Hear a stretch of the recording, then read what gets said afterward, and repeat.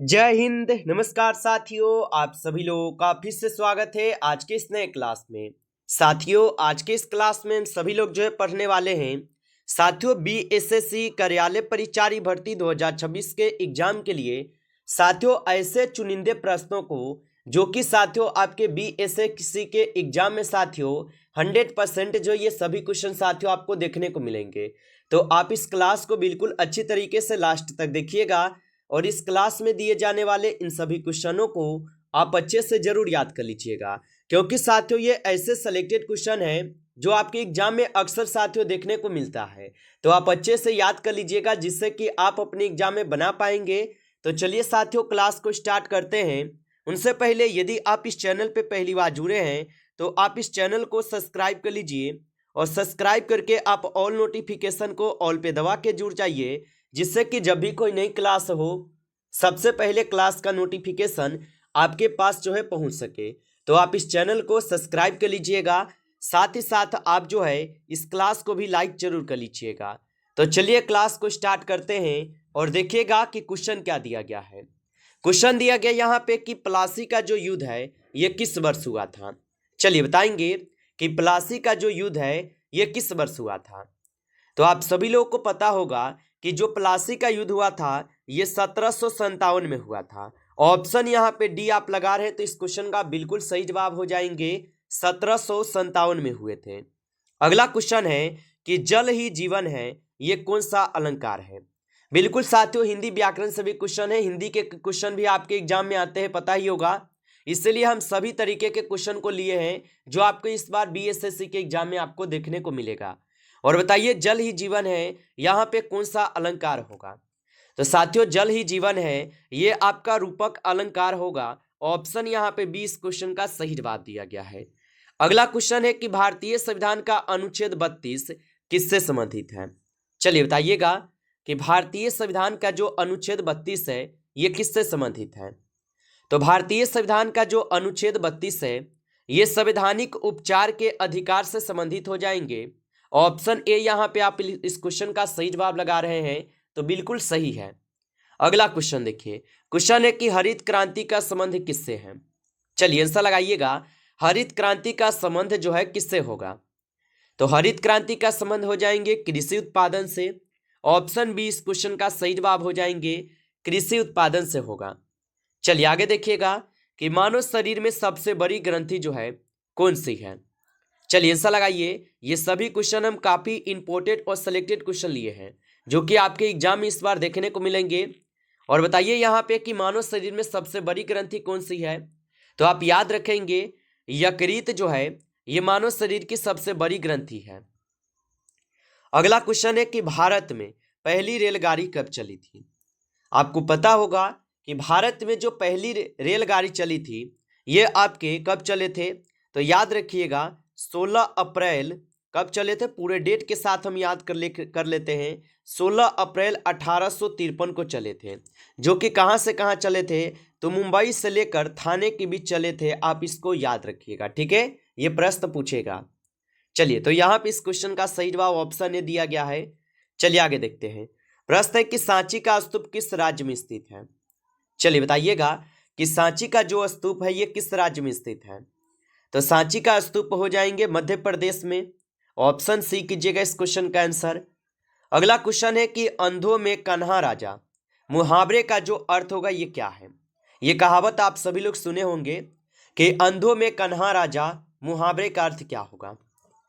तो अंधों में कन्हा राजा मुहावरे का जो अर्थ होता है इसका अर्थ होता है थोड़ा ज्ञान होने पर भी श्रेष्ठ समझना। ऑप्शन यहाँ पे 20 क्वेश्चन का आपका सही जवाब है। अगला क्वेश्चन है भारतीय संविधान कब लागू हुआ था। चलिए बताइए कि भारतीय संविधान कब लागू हुआ। तो आपको पता होगा कि हमारा संविधान बनकर कब तैयार होता है।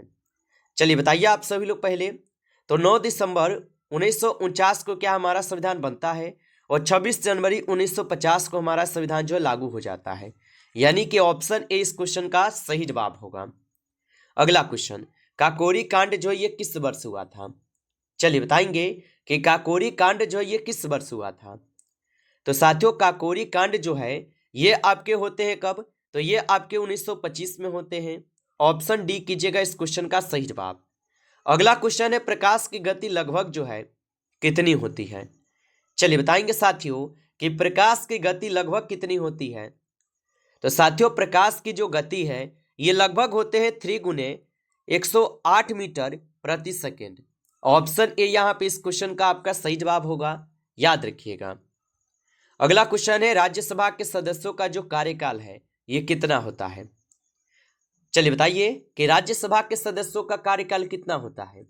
तो आपको पता होगा कि राज्यसभा जो है ये सबसे ऊंचले सदन माने जाते हैं, ऊंची सदन मानी जाती है, इसलिए इसका 6 वर्ष होता है। ऑप्शन यहाँ पे 20 क्वेश्चन का सही जवाब होगा। जबकि अगर आप लोकसभा की बात करते हैं तो लोकसभा का कितना होता है बताइए।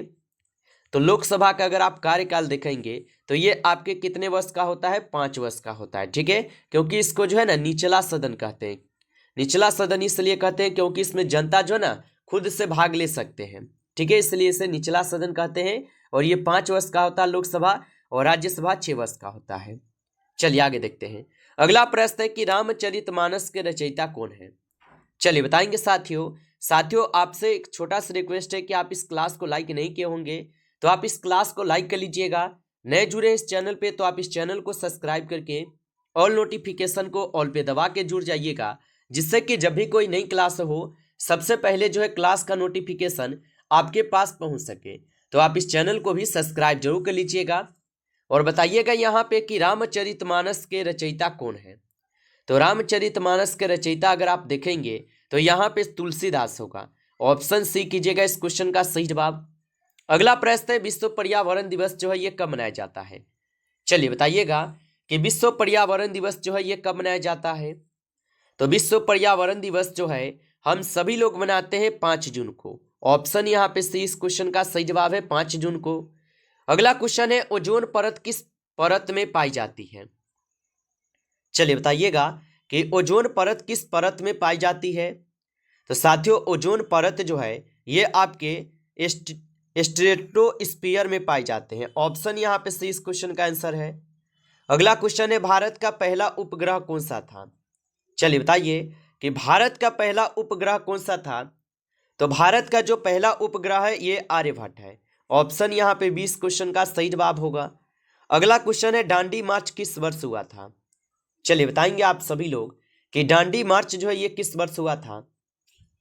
तो साथियों दांडी मार्च जो है यह आपके कब होते हैं। तो दांडी मार्च होते हैं आपके 1930 में। ऑप्शन ए कीजिएगा इस क्वेश्चन का सही जवाब, 1930 में हुए थे। अगला प्रश्न है जल पानी किस प्रकार का शब्द और संबंध है।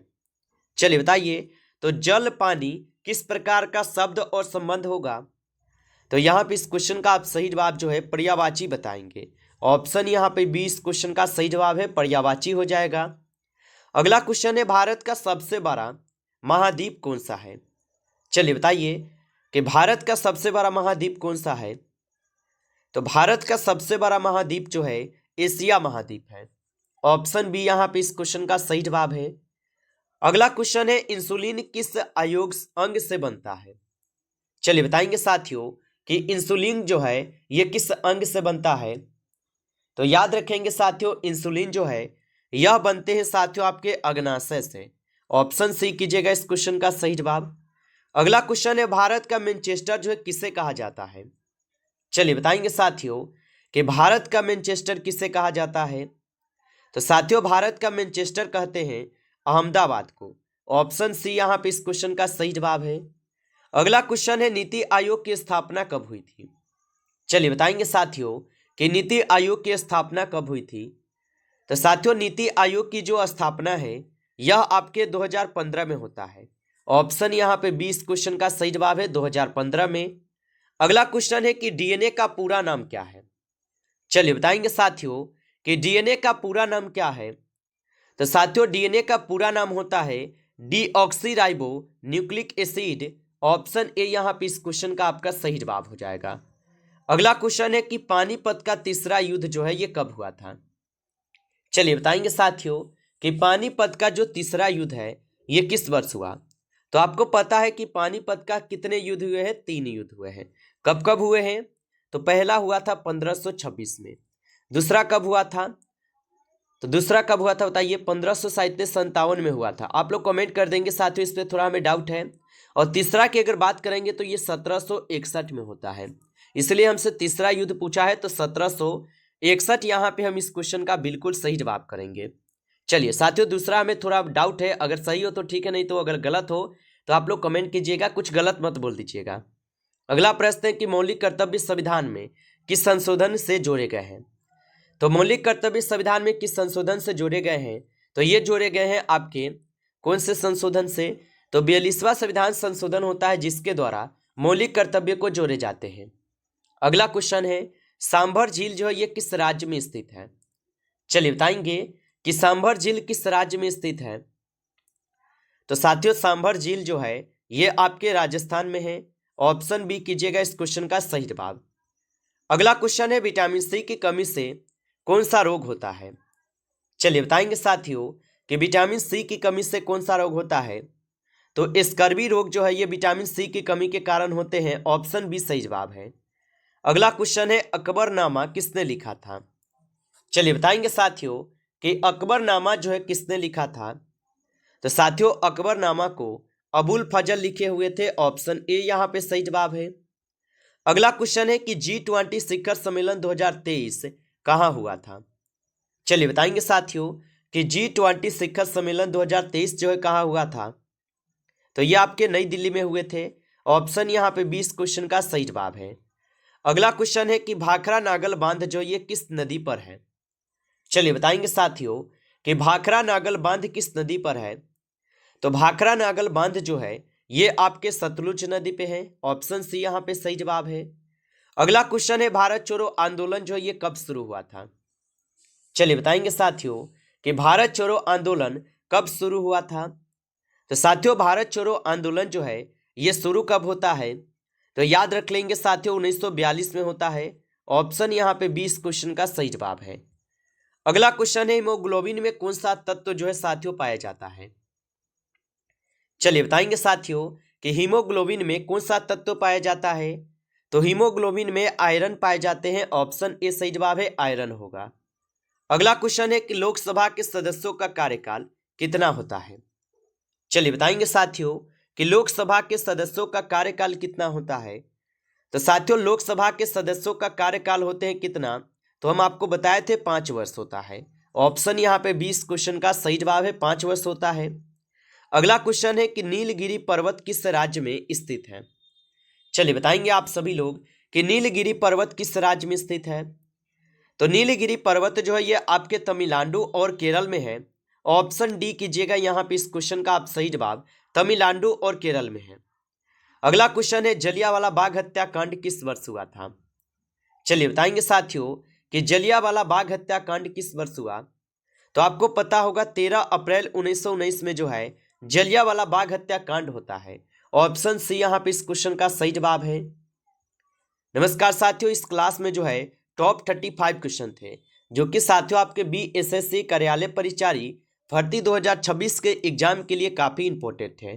साथियों, यदि आपको क्लास अच्छा लगा हो तो आप इस क्लास को लाइक कर लीजिए। नए जुड़े हैं इस चैनल पे तो आप इस चैनल को सब्सक्राइब करके ऑल नोटिफिकेशन को ऑल पे दबा के जुड़ जाइए, जिससे कि जब भी कोई नई क्लास हो सबसे पहले क्लास का नोटिफिकेशन आपके पास जो है पहुंच सके। तो आप इस चैनल को सब्सक्राइब जरूर कर लीजिएगा। चलिए फिर मिलते हैं आपसे एक नेक्स्ट टॉपिक के साथ नेक्स्ट क्लास में। तब तक के लिए जय हिंद, जय भारत।